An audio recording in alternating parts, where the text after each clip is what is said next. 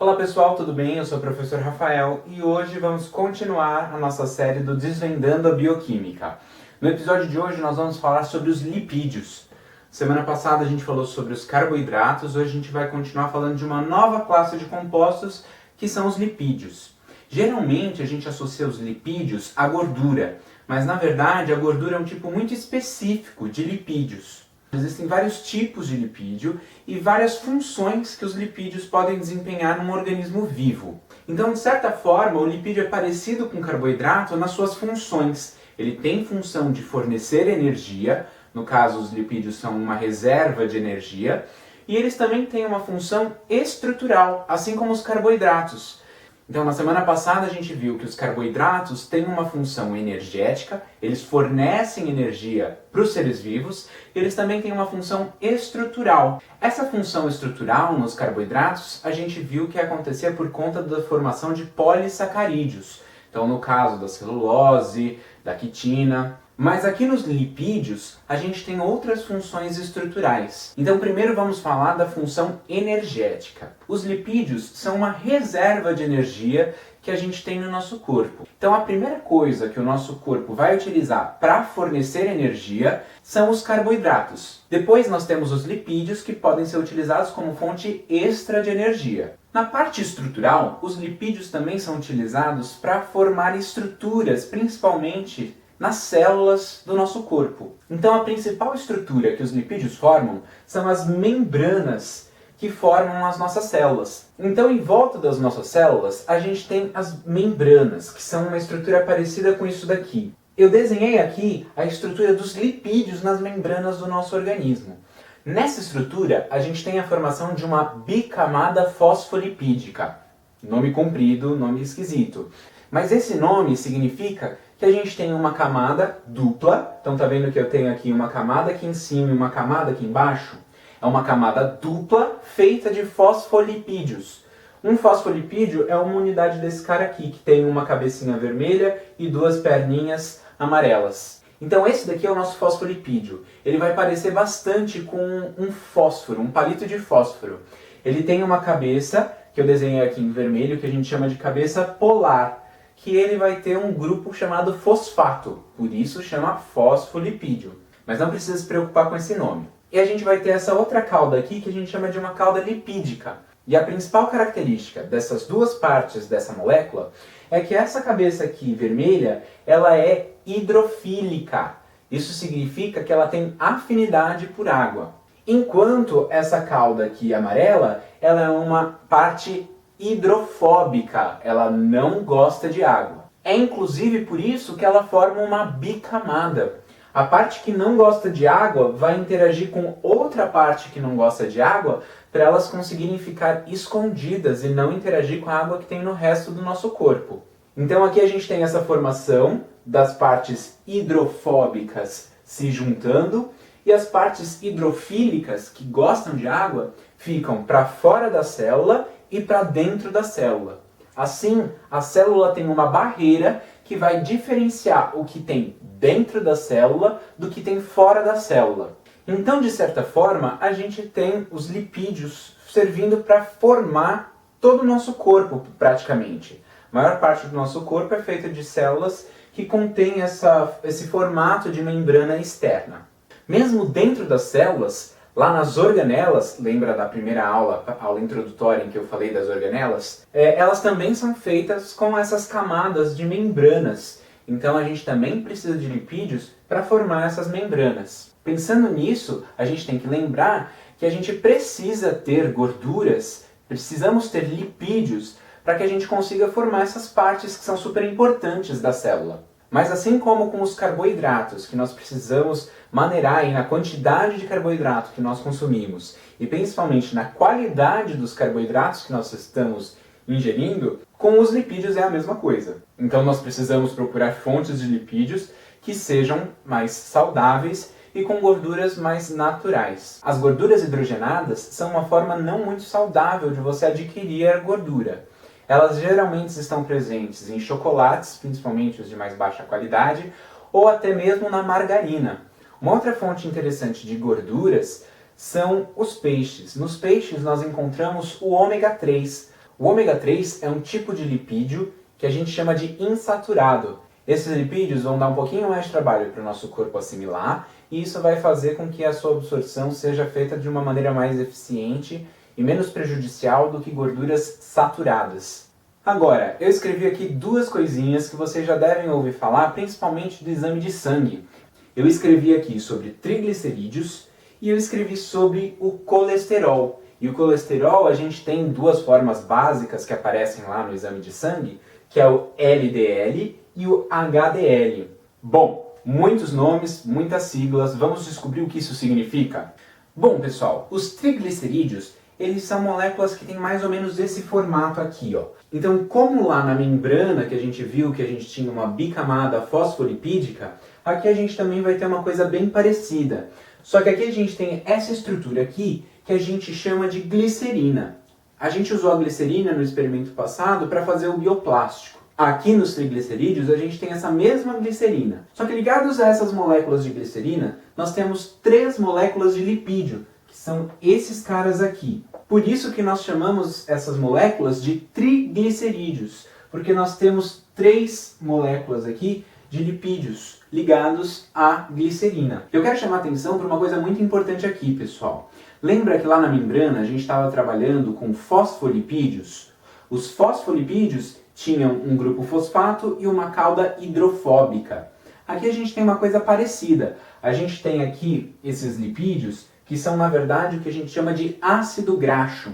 Esse ácido graxo é parecido com os fosfolipídios, só que ao invés de um grupo fosfato, ele tem um grupo que na química a gente chama de grupo ácido. Calma que isso não significa que ele é corrosivo necessariamente, tá? Esses ácidos não são ácidos fortes e eles não são corrosivos. Mas aqui a gente ainda continua tendo uma parte hidrofóbica, que é essa cauda que a gente chama de cauda hidrofóbica, que eu representei em amarelo, e também temos uma parte que é hidrofílica, que é essa parte azulzinha aqui.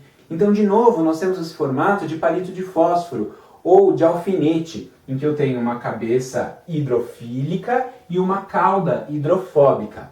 Eu já vou falar qual é a utilidade desses caras daqui a pouquinho. Então, nosso corpo também armazena energia na forma dos triglicerídeos. Mas a gente tem que tomar cuidado para que esses triglicerídeos não estejam em uma quantidade muito alta no nosso corpo. Como a maior parte desses caras são hidrofóbicos, eles não se misturam muito bem com a água. E se a gente for parar para pensar, o nosso sangue é constituído basicamente por água. Então, para uma coisa conseguir se dissolver no nosso sangue, ela precisa ser hidrofílica. Mas os triglicerídeos são hidrofóbicos. Então, se a gente tiver uma quantidade de triglicerídeos muito alta no nosso sangue, nós vamos acumular esses triglicerídeos e nos nossos vasos sanguíneos eles podem começar a se depositar, eles ficam aglomerados ali nos nossos vasos sanguíneos e dificultam a passagem do sangue. Isso pode gerar uma série de problemas de saúde, principalmente problemas que estejam relacionados à circulação de sangue e que estejam relacionados ao sistema cardiovascular. Assim, diversas doenças de coração estão associadas a altos níveis de gorduras. No nosso corpo existem algumas células específicas para armazenar gorduras, são os que a gente chama de lipócitos. Essas células se enchem com moléculas da gordura e são armazenadas para utilizar mais para frente quando a gente precisar de energia extra. Além dos triglicerídeos, nós também temos o colesterol.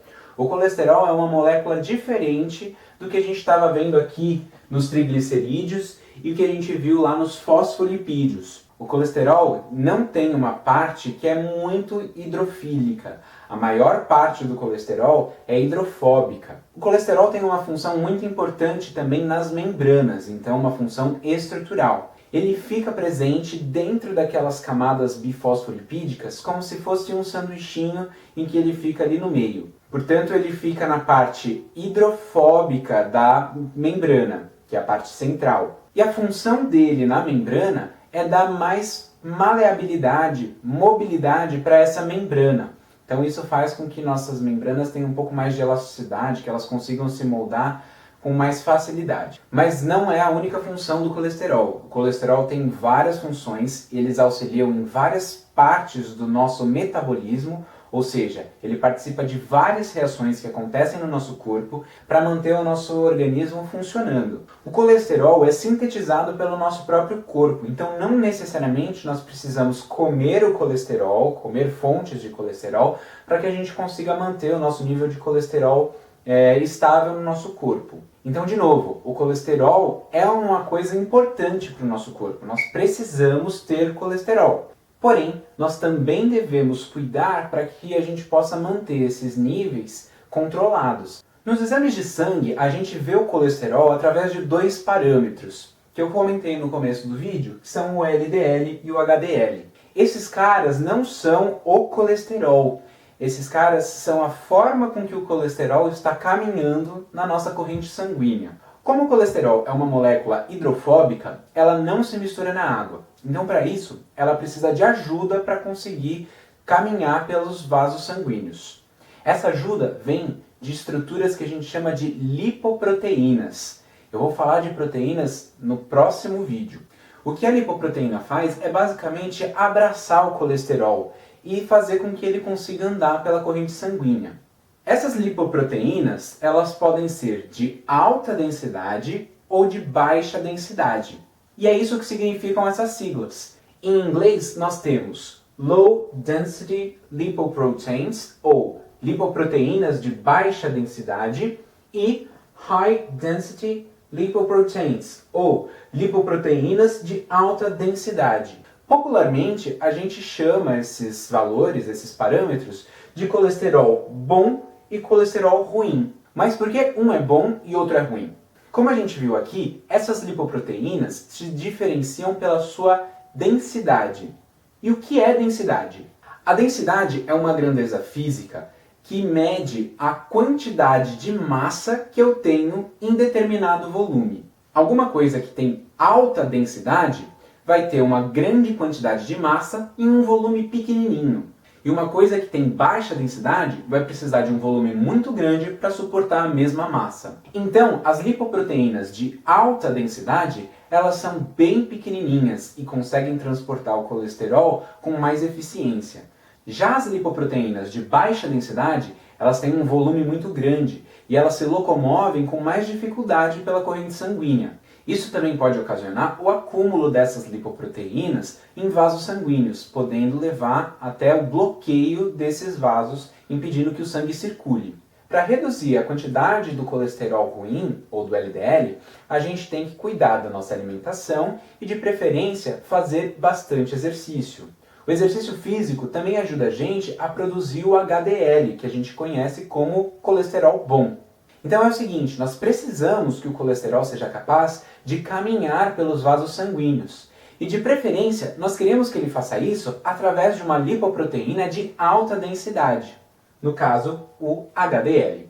A gente ainda não tem certeza de que esses níveis de colesterol possam estar associados a doenças cardíacas. Mas existem alguns indícios que mostram que o LDL pode estar associado a doenças cardíacas ou algumas complicações nos vasos sanguíneos. Bom, pessoal, assim como no nosso corpo, os lipídios também estão presentes na maior parte, se não em todos os organismos vivos que a gente conhece. E como não poderia deixar de ser, o novo coronavírus também tem na sua estrutura esses lipídios, exercendo uma função estrutural muito grande. O coronavírus tem uma camada de lipídio que envolve todo o material genético que o vírus vai utilizar para fazer a sua reprodução.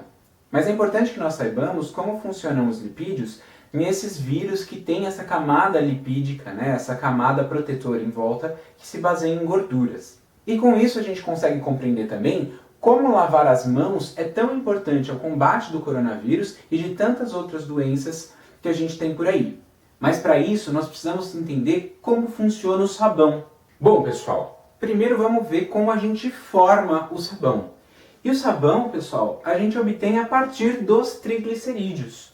Geralmente nós fazemos sabão com gordura vegetal ou mesmo gordura animal. E tudo começa com uma molécula de triglicerídeo. Para formar o sabão, a gente precisa desprender essa cabeça hidrofílica do resto da nossa molécula. Então, o que a gente vai fazer é justamente quebrar essas ligações que estão presentes nos nossos triglicerídeos, separando a glicerina dos nossos ácidos graxos. Assim, o que a gente obtém é o seguinte: a glicerina e o sabão propriamente dito. Agora vamos entender como funciona o sabão.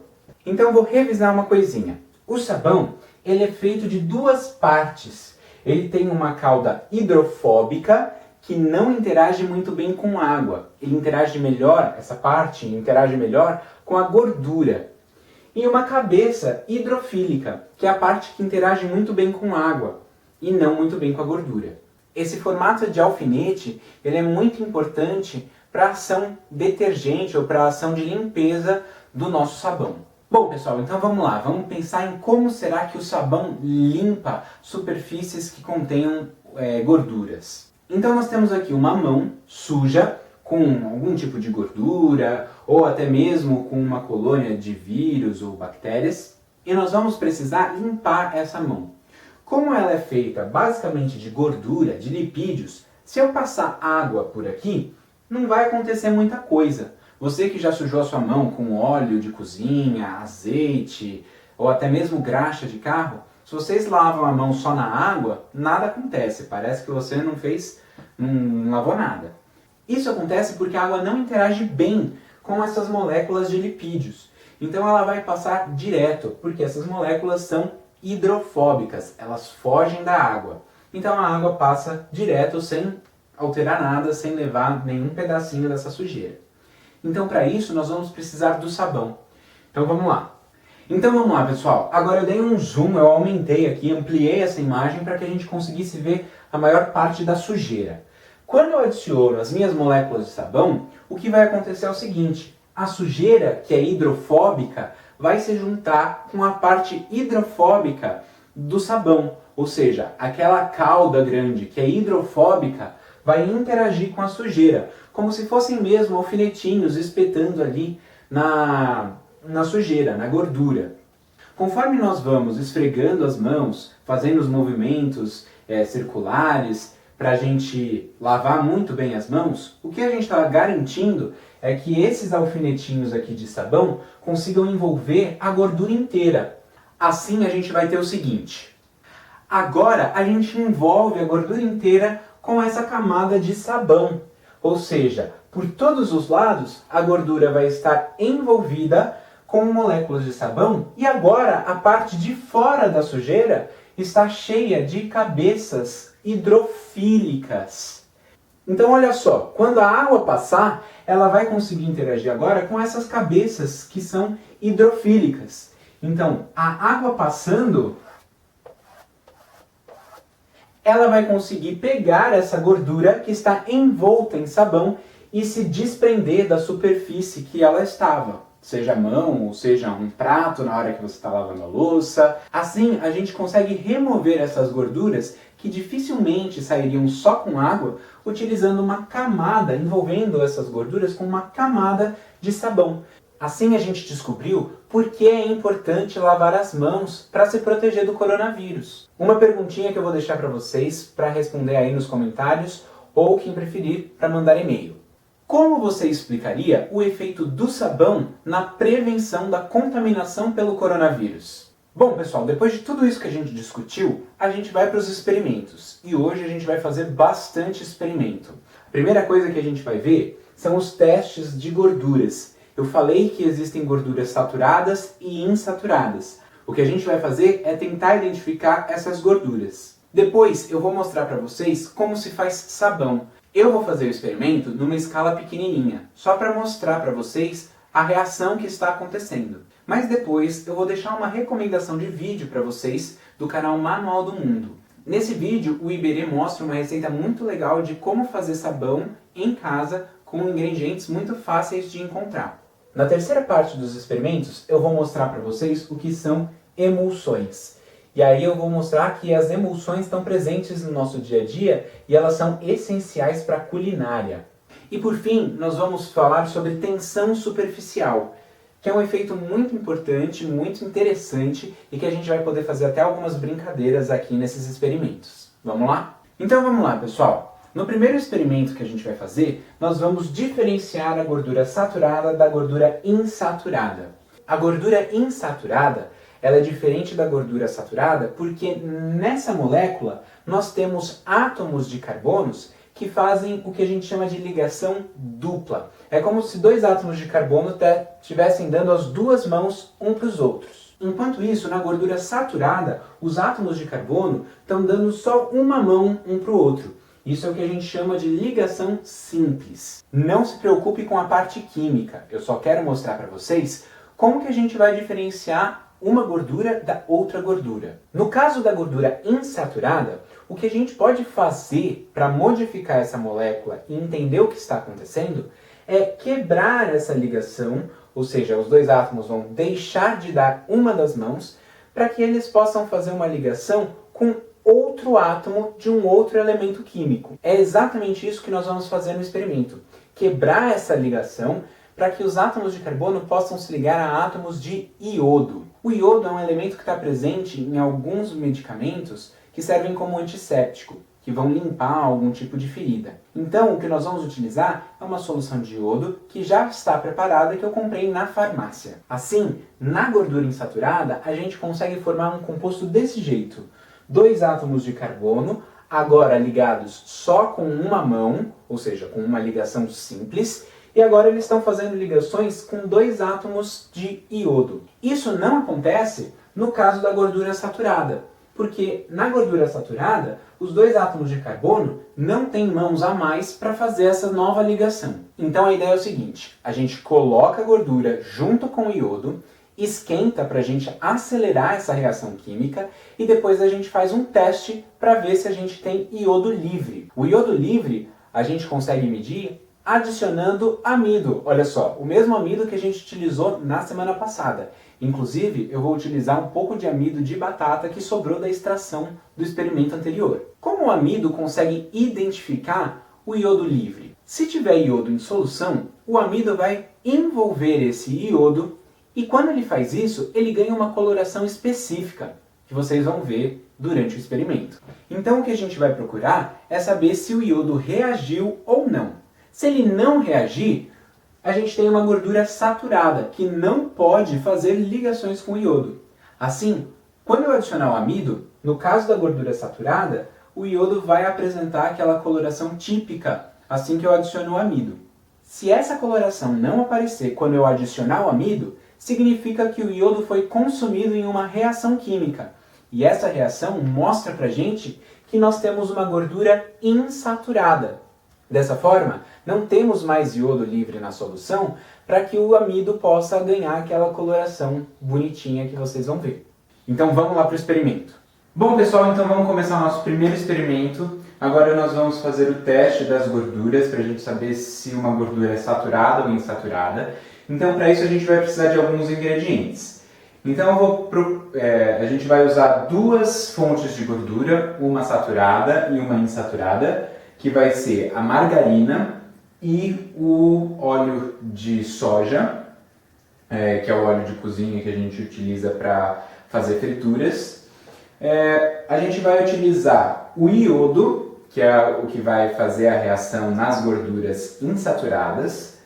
E para a gente detectar se o iodo reagiu ou não, a gente vai utilizar amido. Eu vou até utilizar o amido que sobrou do experimento passado dos carboidratos que a gente extraiu da batata.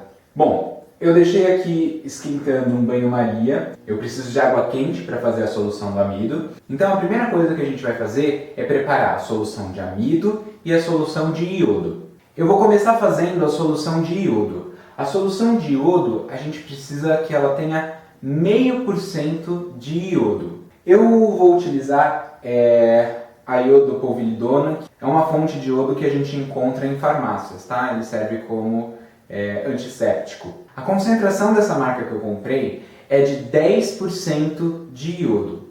Então eu vou ter que levar para 0,5%. Significa que eu vou ter que dividir pela metade a concentração desse cara e depois dividir por 10. Então eu tenho que dividir, na verdade, por 20. Tudo bem? Então eu vou pegar 1 ml desse cara para 19 ml de água. Bom, então em um becker de 50 ml aqui, eu vou adicionar 1 ml da solução de amido que a gente comprou na farmácia. Então para isso eu estou utilizando uma pipeta de Pasteur ou uma pipeta descartável, que eu não descarto, eu reutilizo. E agora nós precisamos adicionar 19 ml de água aqui no becker. Então eu vou fazer isso com o auxílio da proveta. A proveta é esse instrumento aqui, que é um cilindro graduado, em que a gente consegue medir aqui. Nessa proveta a gente consegue medir até 50 ml, tá? Então eu vou adicionar 19 ml de água aqui e passar para o becker. Bom pessoal, solução de iodo preparada. Agora nós vamos passar para a confecção da solução de amido. Para a solução de amido eu vou utilizar um becker de 50 ml também, só que agora eu vou pesar meio grama de amido na balança, tudo bem? Então eu vou adicionar aqui um vidro de relógio em cima da balança, vou ligar a balança, agora eu vou adicionar o amido para pesar meio grama, ou seja, tem que aparecer 0,5 no visor. Prontinho, temos meio grama de amido. Eu vou transferir agora esse sólido para o meu becker. Agora eu vou adicionar 10 ml de água, utilizando a proveta, aqui na solução de amido. Bom pessoal, como vocês devem se lembrar do experimento da semana passada, o amido não é muito solúvel em água, ele não se mistura com a água. Então para a gente facilitar essa dissolução, para a gente facilitar o amido ficar em suspensão na água, eu vou utilizar água fervente. Então agora eu vou colocar aqui dentro desse becker 40 ml de água fervendo, que eu deixei aqui já esquentando em banho-maria. Agora que eu adicionei o amido, eu vou misturar bastante. Solução de amido preparada, agora eu vou deixar isso descansar para que, se precipitar alguma coisa, eu conseguir separar a parte líquida da parte sólida. Bom pessoal, agora que a gente tem as nossas soluções prontas, eu vou fazer as nossas misturas para os nossos experimentos. Então eu vou pegar 3 tubos de ensaio, que estão lavadinhos, eu vou adicionar então em cada um deles 5 ml da solução que a gente vai analisar. Então eu vou adicionar em um deles margarina, em outro deles eu vou adicionar o óleo de soja e no outro a gente vai fazer o que a gente chama de experimento branco. Geralmente a gente faz um experimento branco para avaliar o resultado negativo, ou seja, aqui eu vou ter certeza que não tem gorduras insaturadas, ou seja, elas não vão reagir porque elas não vão estar aqui. Então aqui eu vou adicionar 5 ml de água, porque na água não temos gorduras insaturadas. Bom pessoal, então eu já adicionei aqui as nossas soluções que a gente vai testar, o óleo, a margarina e a água que vai ser o nosso branco. Agora o que a gente vai fazer é adicionar 10 gotas da nossa solução de amido que a gente preparou em cada um dos tubos. Então olha só pessoal, aqui embaixo de cada tubo ficou a nossa solução de iodo, que é uma solução que está em água e obviamente a água ficou inteira da cor da solução. Então eu coloquei agora os tubos em banho-maria para acelerar a reação do iodo com as gorduras insaturadas. A gente vai deixar essas soluções aqui em banho-maria até que a coloração característica, aquela coloração castanha do iodo desapareça. Bom pessoal, depois que eu aqueci, eu obtive isso daqui.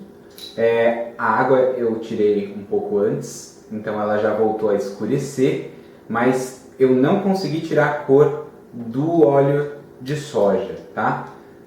Não sei se eu adicionei iodo demais, estou utilizando um método da literatura que encontrei, mas eu não consegui deixar que nem a margarina, tá? Eu não sei se é porque o iodo não está conseguindo...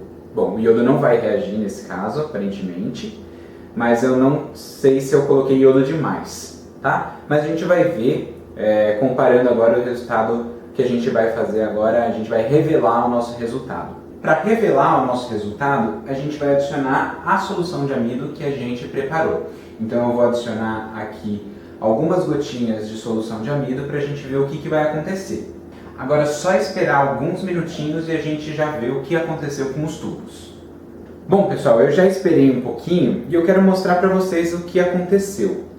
Vamos lá, vou começar pelo branco.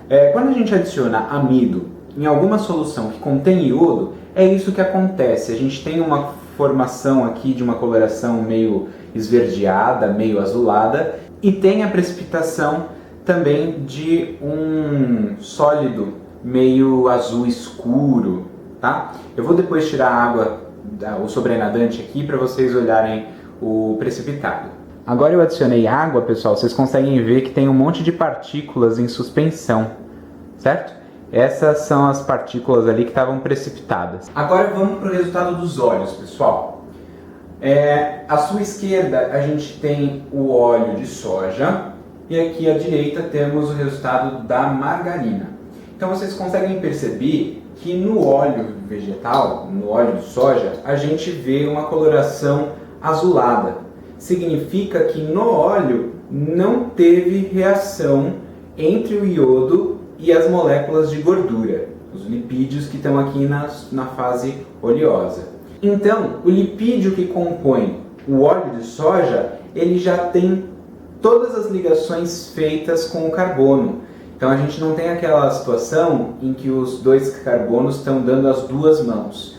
Então não tem como o iodo participar de ligações com aquele átomo de carbono. Então a gente tem aqui o caso de uma gordura saturada. Enquanto isso, na margarina, a gente não vê mais sinal de iodo. Significa que o iodo foi consumido. E foi consumido por quê? Ele reagiu com as gorduras que tem na margarina.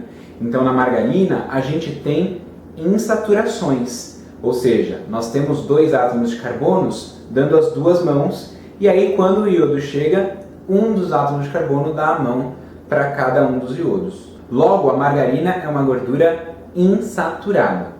Bom, vamos para o próximo experimento. Bom, pessoal, então para o segundo experimento nós vamos fazer sabão.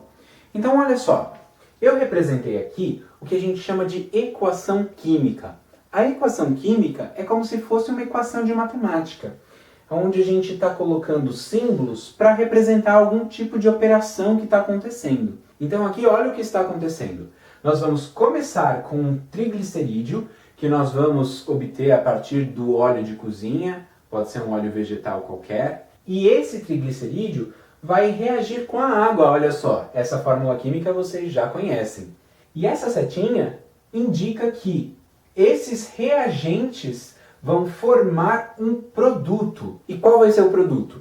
A glicerina, que a gente já tinha conversado anteriormente, e as moléculas de sabão. Então essa é a nossa equação química. Então é isso que vai acontecer no nosso processo. Mas para isso acontecer, nós precisamos de alguma coisa para acelerar essa reação. Então a gente vai utilizar o aquecimento, a gente vai esquentar essa mistura, e na linguagem química a gente representa o aquecimento com um triângulo que a gente coloca embaixo da seta de reação.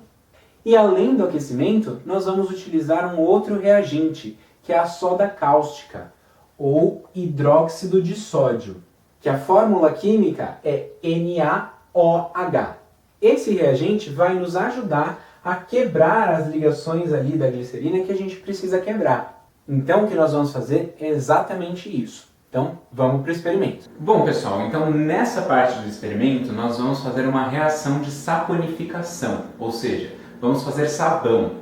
Para isso nós vamos precisar de 2 ml de óleo de soja. Eu estou utilizando aqui o óleo de soja, mas pode ser qualquer tipo de gordura que você tiver em casa. E vamos utilizar soda cáustica, que é o NaOH, que é o hidróxido de sódio que eu mostrei para vocês na explicação anterior. Então a primeira coisa que a gente vai fazer é pesar aqui na balança 5 gramas de soda cáustica. Então em primeiro lugar eu já coloquei aqui a água no nosso becker, então a gente tem 50 ml de água, e agora a gente vai adicionar o hidróxido de sódio. Bom, pessoal, agora que a gente já preparou a nossa solução de base e nós já separamos aqui os 2 ml de óleo que nós vamos precisar para fazer essa reação, a gente vai fazer a adição de 10 ml dessa solução sobre o óleo que a gente separou. Então agora a gente vai deixar isso daqui aquecendo em banho-maria até que essa parte aquosa desapareça e a gente tenha a formação do nosso sabão. Bom pessoal, depois de muito tempo, eu fiquei aqui algumas horas esperando a reação acontecer e a água evaporar, que é a coisa mais demorada. Eu consegui formar como se fosse um sabonete líquido bem viscoso, tá? O que a gente vai fazer agora é fazer uma solução com esse sabão, porque aí a gente vai utilizar esse sabão que eu acabei de fazer no próximo experimento. Os 2 primeiros experimentos que a gente fez, eu não recomendo vocês fazerem em casa, porque eles precisam ter uma certa precisão, então precisaria de balança, algumas coisas que talvez vocês não tenham em casa. Este daqui, principalmente, ele é uma metodologia que a gente utiliza no laboratório de ensino. Então a gente não tem muita noção se as concentrações que a gente colocou aqui dos reagentes foram suficientes para eliminar boa parte da base. Então o que eu vou fazer? Eu vou preparar a nossa solução e depois eu vou utilizar um indicador de pH. Os indicadores de pH mostram para a gente se na nossa solução a gente vai ter um ácido ou uma base ou se vai estar neutro. Nesse caso, eu vou utilizar a fenolftaleína. Se a fenolftaleína ficar rosa, avermelhada, significa que a gente tem base nessa solução. Então, como a gente não vai utilizar esse sabão aqui que eu acabei de preparar, então não tem muito problema porque a gente só vai utilizar para o próximo experimento. Mas no sabão que vocês vão fazer, que vocês podem fazer, que eu vou deixar o link aí do vídeo do Manual do Mundo, aí vocês vão poder utilizar o sabão normalmente. Ele é um sabão sólido, um sabão em pedra, né, como a gente costuma dizer, e aí ele sim é próprio para uso. Tudo bem? Olha só pessoal, eu preparei a solução, o sabão ainda não dissolveu completamente, mas olha só o que aconteceu quando eu adicionei a fenolftaleína. Então significa que a gente ainda tem hidróxido de sódio que não reagiu nessa solução, né? Isso significa que a gente precisaria ver quanto tem de hidróxido de sódio, porque se tiver uma concentração muito alta, isso não vai servir como um sabão. Nesse terceiro experimento, nós vamos falar sobre emulsões. Então a gente vai ver como a gente pode estabilizar emulsões. Primeiro de tudo, vamos entender o que são emulsões. Então olha só, eu vou misturar sal e água. Quando você mistura sal e água na cozinha, vocês podem até fazer o experimento na casa de vocês vão ver que esses caras se misturam completamente. A gente diz que o sal dissolve muito bem em água. Então é isso que a gente obtém, um copo que parece que só tem água. Se a gente misturar água e óleo, o que a gente vai ver é algo parecido com isso. 2 líquidos, um em cima do outro. Isso acontece porque o óleo tem uma característica que é hidrofóbica. Ele não se mistura muito bem com a água. Assim a gente diz que o óleo é insolúvel em água, ele não se dissolve em água. Outra observação importante é que o óleo sempre fica em cima e a água sempre fica embaixo. Não importa a ordem que você vai fazer a adição dos reagentes. E aí fica a pergunta que eu não vou responder, vou deixar vocês pensarem. Por que será que o óleo sempre vai para cima da água? Bom, então será que eu não consigo misturar água e óleo de jeito nenhum? Eles sempre vão ficar separados uns dos outros? Aí que entra a emulsão. A emulsão é uma mistura de coisas que não se misturam muito bem. Então, se eu adicionar detergente nessa mistura e misturar muito bem, o que a gente consegue ver a olho nu é como se eles tivessem formado uma coisa só. E isso, pessoal, é uma emulsão. É uma mistura que parece ser uma única coisa, mas se a gente olhar bem de pertinho, utilizando um microscópio, nós podemos perceber que essa mistura ainda está separada. Eu vou dar um zoom aqui no meu desenho da lousa para a gente entender como funciona a emulsão. Olha só, pessoal, se eu der um zoom, eu vou perceber que o sabão forma uma estrutura como se fosse uma esfera. Nessa estrutura, todas as cabeças hidrofílicas do sabão vão estar para fora em contato com a água. Enquanto isso, as caudas hidrofóbicas vão se juntar dentro dessa estrutura para evitar o contato com a água. Isso vai formar uma pequena esfera, e essa esfera consegue se dissolver mais ou menos na água. Porém, essa esfera também tem um tamanho considerável, então ela não está muito bem dissolvida. Isso é o meio do caminho, e isso caracteriza uma emulsão.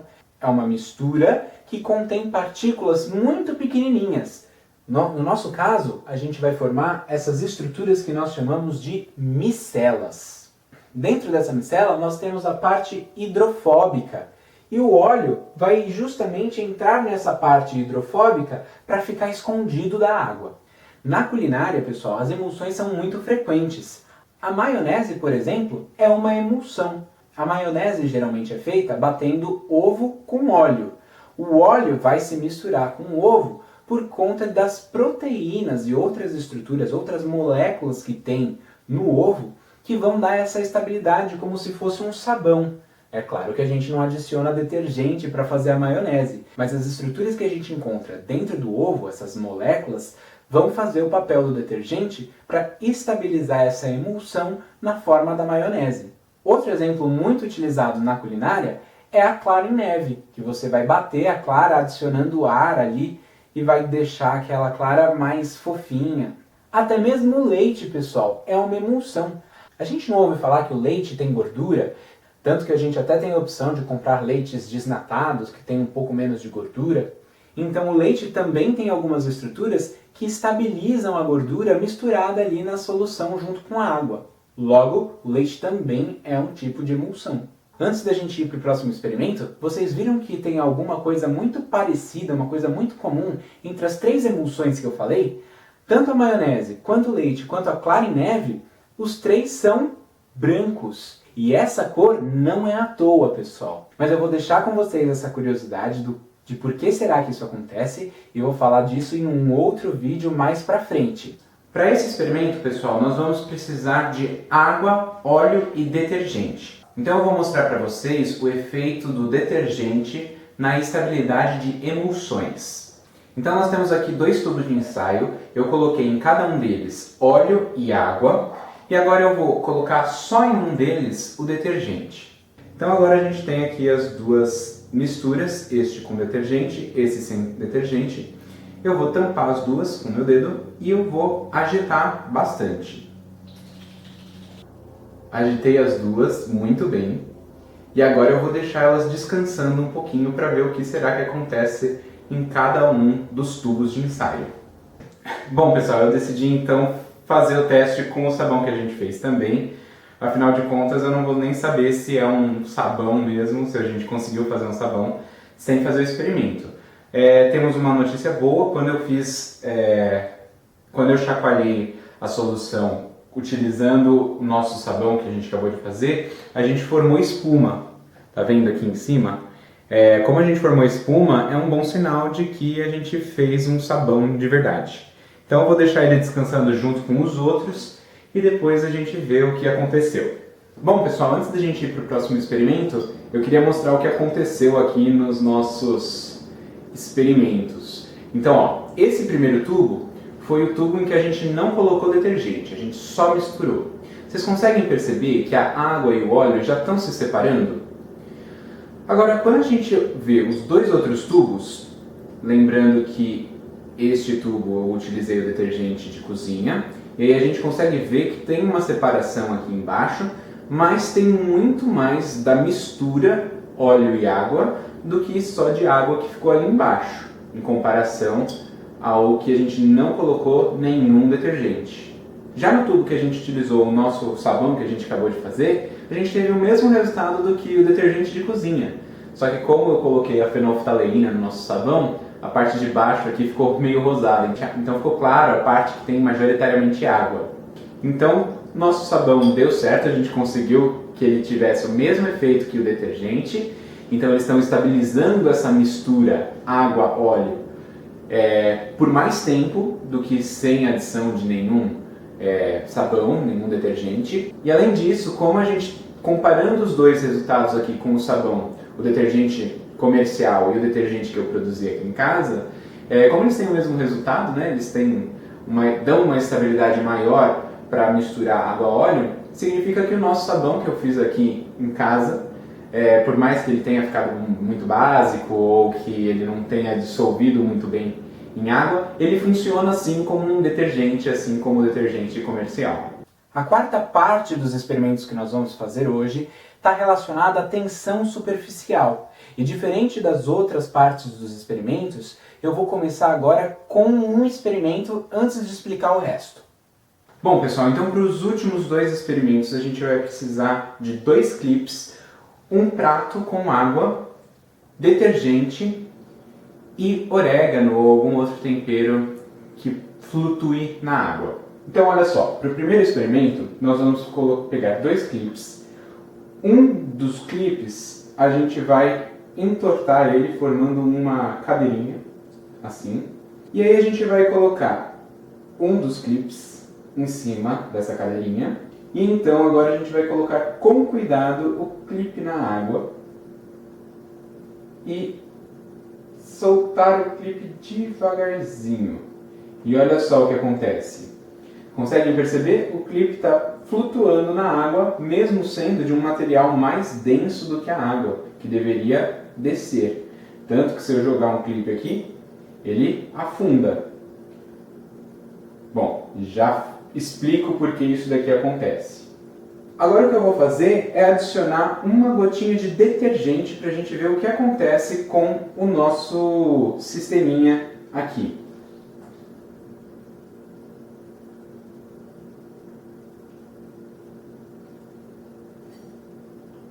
Bom, aconteceram 2 coisas bem interessantes, né? Eu adicionei a gotinha de detergente, o clipe andou para o lado e depois ele afundou. A gente já discute por que isso acontece. Agora eu vou lavar tudo isso daqui para tirar o detergente, colocar água de novo para a gente ir para o próximo experimento. Então, pessoal, vocês viram nesse experimento que a gente conseguiu fazer um clipe boiar na água. Vocês já imaginaram que vocês conseguiriam fazer um pedaço de aço boiar na água? Isso está associado à tensão superficial. O que é essa tensão superficial? Vamos imaginar as moléculas de água do nosso experimento. As moléculas de água eu representei como sendo círculos azuis. E entre as moléculas de água eu representei algumas ligações. Essas ligações não são ligações químicas formais, como a gente estava vendo no primeiro experimento lá, das ligações carbono com carbono. Essas são interações mais fracas do que ligações químicas, mas elas também têm uma importância muito grande. Elas são como se fossem elásticos que tentam juntar as moléculas de água. Então, quando a gente apoia o clipe devagarzinho em cima da água, o que acontece é que essas ligações, esses elásticos, mantêm a água junta, mantêm a água coesa. E como elas estão bem juntinhas, se ligando através desses elásticos, elas conseguem fazer o clipe boiar. Então, quando eu adiciono o clipe, ele fica apoiado nas moléculas de água que estão se segurando ali através dessas ligações intermoleculares, ou seja, ligações entre as moléculas de água. Porém, quando a gente adiciona o sabão, a gente vê que o clipe cai. O que será que está acontecendo? O sabão vai atrapalhar essas ligações entre as moléculas de água. Ela vai enfraquecer essas ligações. Então é como se a gente cortasse os elásticos que mantêm essas moléculas atraídas uma pelas outras. Dessa forma, elas não vão mais ter essa coesão, elas não vão estar tão juntas. E isso faz com que o clipe consiga descer até o fundo do recipiente. Então nós vimos que o sabão ou o detergente é capaz de diminuir a tensão superficial. A tensão superficial da água é justamente ocasionada pelas ligações entre as moléculas de água. Eu falei para vocês que a tensão superficial é como se a gente tivesse as moléculas de água juntas por um elástico. Bom, a gente sabe que o elástico é capaz de guardar uma certa tensão, uma certa energia que a gente pode utilizar para alguma coisa. E será que a gente consegue utilizar essa energia de alguma forma para tentar movimentar alguma coisa? Bom, pessoal, então eu já preparei aqui, temos um prato com água, o orégano boiando, e o que você vai precisar para fazer o experimento, e esse experimento pode servir como mágica, então você vai colocar no seu dedo um pouquinho de detergente e só. Então você pode estar conversando lá com a pessoa, preparou o prato aqui, e aí você fala para a pessoa que você tem um poder mágico, e aí você mostra para ela que com um dedo só você pode mudar toda a organização dos oréganos. E aí você toca no centro do prato. E olha só o que vai acontecer. Olha só. Todos os oréganos foram para a borda do prato. dá um efeito bem legal, é um experimento bem simples de se fazer. Assim que eu toco com o meu dedo na água, a gente adiciona o detergente em um ponto específico do prato. A partir daí, o detergente vai enfraquecer as ligações entre as moléculas de água naquele ponto. Então olha o que vai acontecer. Quando eu coloco o meu dedo nesse ponto, eu vou enfraquecer essas ligações. É como se eu cortasse esses elásticos daqui. Mas por mais que eu tenha cortado os elásticos aqui do meio, os elásticos que estão na ponta ainda não foram cortados, porque o detergente não chegou até lá. Assim, as moléculas da borda do prato vão puxar as moléculas de água que estão no centro. Assim, o orégano que está ali boiando em cima dessas moléculas de água também vai ser puxado para as laterais do prato. Lembrando que depois que você faz o experimento pela primeira vez, você tem que trocar a água do prato, porque aí você já vai ter essas ligações mais enfraquecidas. E aí quando você colocar mais detergente, o efeito não vai ser tão bacana quando você faz o experimento sem o detergente previamente colocado. Bom, pessoal, então de lipídios foi isso que eu tinha para falar com vocês. O vídeo ficou um pouco longo, mas a gente conseguiu fazer bastante experimento. Então eu espero que vocês tenham gostado do vídeo e conseguido reproduzir alguns dos experimentos aí na casa de vocês. Aproveitem aí para vocês deixarem nos comentários dúvidas, curiosidades ou até algum novo experimento que vocês conseguiram produzir a partir das ideias aqui da aula. E eu espero vocês no próximo episódio do Desvendando a Bioquímica. Até mais!